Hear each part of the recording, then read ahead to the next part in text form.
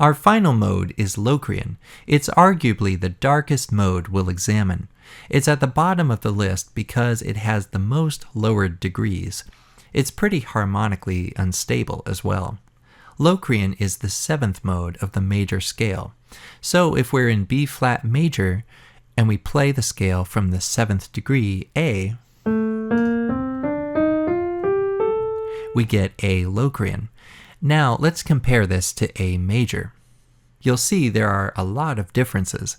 So we have a flat 2, flat 3, flat 5, flat 6, and flat 7. It's as if we have an A minor scale with a flat 2 and a flat 5. So those are the character notes. Especially this flat 5, it's the only mode we've looked at so far with a lowered 5th. In most modal music, we want to keep returning to the tonic chord, or some kind of tonic chord. But in Locrian, the tonic chord is actually diminished. And diminished chords tend to want to resolve.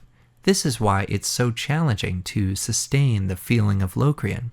It's hard to make this tonic chord feel like home. Let's listen to our last piece. This is example 311. Here it is.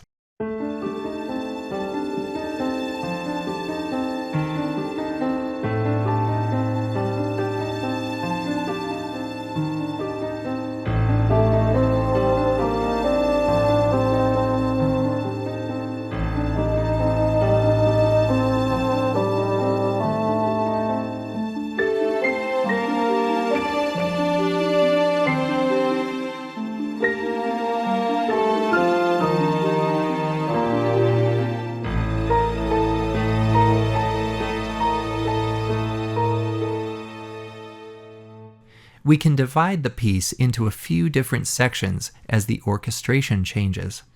But one of the main driving forces throughout is this piano ostinato. It outlines the tonic chord. So we get the sound of A minor 7 flat 5. This is also known as A half diminished 7. In the first 4-bar phrase, the bass line descends through the notes of the mode.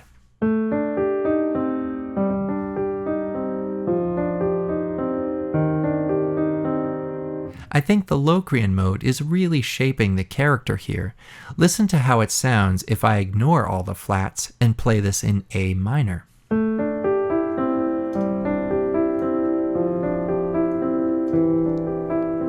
A very different mood.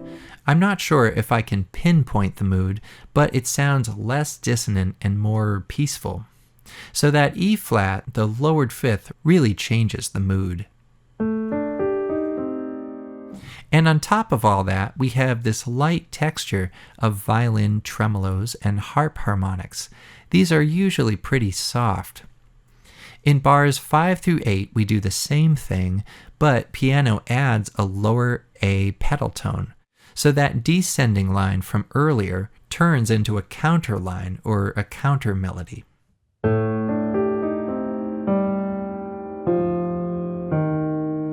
Kind of like that. I think this low A helps us stay in A Locrian. The high violin A also does the same thing.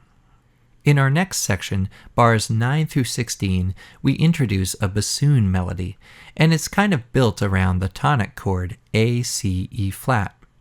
It passes through B flat, one of the character notes. At the end of the phrase, it lands on a long C. The second phrase starts on E flat, which is part of the tonic chord, and the other character note. Then it works its way back down to A. Our next section lasts another 8 measures, from bar 17 to 24. This is where a couple things get shuffled around. The piano vamp gets traded to harp. We still have the high violin tremolo on A, but now we have this similar melody, slightly different, and it's doubled on several instruments: bassoon, piano, violin 2, and cello. Notice the 8VA in the piano. This means the notes in both staves are spaced apart 2 octaves.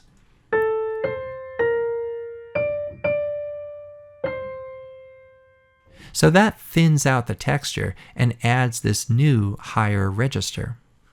Also, at this point, there's less bass than before. There's no low sustained A.